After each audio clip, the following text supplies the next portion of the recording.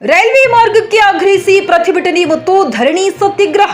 ಬೆಳಗಾವಿ ಜಿಲ್ಲೆ ಸವದತ್ತಿ ಯಲ್ಲಮ್ಮ ಕ್ಷೇತ್ರಕ್ಕೆ ರೈಲ್ವೆ ಮಾರ್ಗ ಆಗಬೇಕೆಂದು ಆಗ್ರಹಿಸಿ ರೈಲ್ವೆ ಮಾರ್ಗ ಹೋರಾಟ ಸಮಿತಿ ವತಿಯಿಂದ ಡಿಸೆಂಬರ್ 16ರಂದು ಪಟ್ಟಣ ಎಪಿಎಂಸಿಯಿಂದ ತಹಶೀಲ್ದಾರ್ ಕಚೇರಿಯವರೆಗೆ ಪ್ರತಿಭಟಿಸಿ ತಹಶೀಲ್ದಾರ್ ಮುಖಾಂತರ ಸಿಎಂ ಸಿದ್ದರಾಮಯ್ಯಗೆ ಮನವಿ ಸಲ್ಲಿಸಲಾಯಿತು.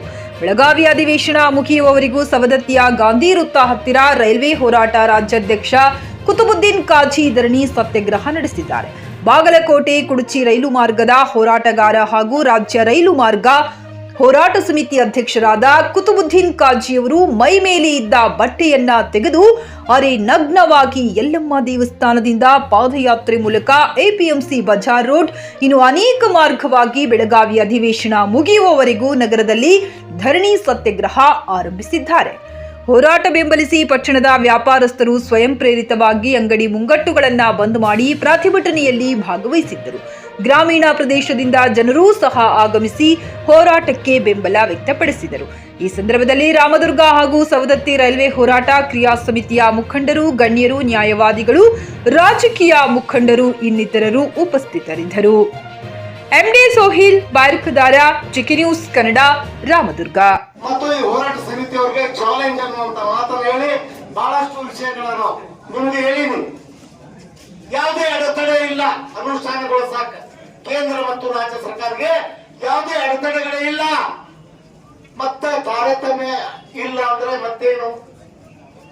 ನಿಮ್ ಕಡೆ ತಿನ್ನಾಕ ಅಡಿಗೆ ಎಲ್ಲ ಐತಿ, ನಮಗೆ ಊಟ ಕೊಡ್ಲಿಲ್ಲ ಅಂದ್ರೆ ಕೊಡಬಾರ್ದಂತ ನಿಮ್ ಮನಸ್ಸು ಐತಲ್ಲ, ಅದಕ್ಕೆ ನಿಮಗೆ ಬಿಡ್ಬೇಕಾ? ನಿಮಗೆ ಕ್ಷಮಿಸಬೇಕಾ? ಇಲ್ಲ. ನಿಮ್ ವಿರೋಧ ಬೀದಿಗಿಳಿದು ಸೊಡ್ಡ ಹೊಡೆದು ಹೋರಾಟ ಮಾಡಬೇಕು. ಅದನ್ನ ನಾವು ಮಾಡಾಕತ್ತೀವಿ. ಅದನ್ನ ನೀವು ಮನವರಿಕೆ ಆಗ್ಬೇಕು. ಈ ಭಾಗದ ಶಾಸಕರು ಬಹಳ ಒಳ್ಳೆಯವರ. ಅಶೋಕ್ ಪಟ್ಟಣವ್ರಿಗೆ ಭೇಟಿಯಾಗಿದ್ರು, ನಾವು ಕೊಡಿಸ್ತೀವಿ ಅಂದಾರ. ಸತೀಶ್ ಜಾರಕಿಹೊಳಿ ನಾವು ಭೇಟಿಯಾಗಿದ್ದು ಭೂಮಿ ಕೊಡಿಸೋದು ಗ್ಯಾರಂಟಿ ಅಂದಾರ.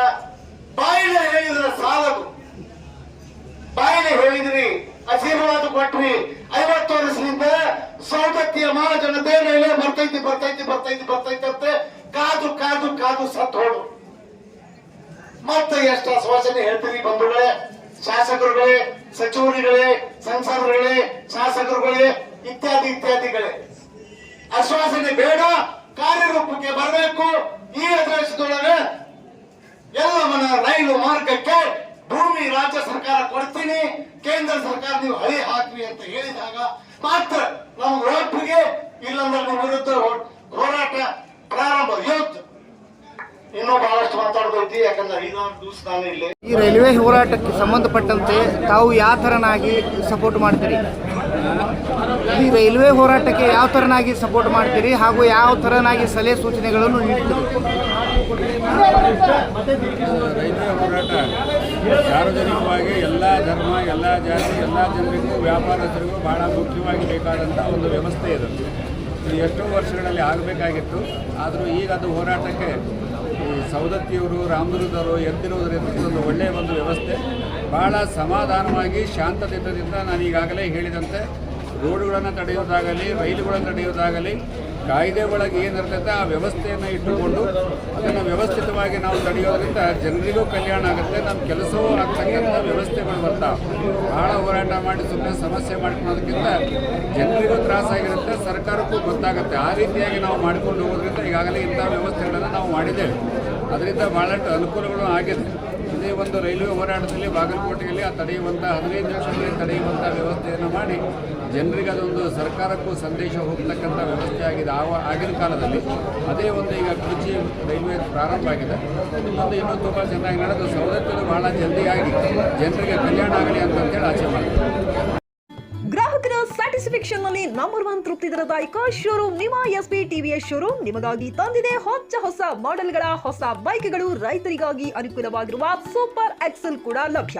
ಹಾಗಿದ್ರೆ ಹಿಂದೆ ಭೇಟಿ ನೀಡಿ ಎಸ್ಪಿ ಟಿವಿಎಸ್ ಶೋರೂಮ್ ಮಾಲೀಕರು ಲೋಕೇಶ್ ಆರ್ಜಿ. ಹೆಚ್ಚಿನ ಮಾಹಿತಿಗಾಗಿ ಸಂಪರ್ಕಿಸಿ 8494951009.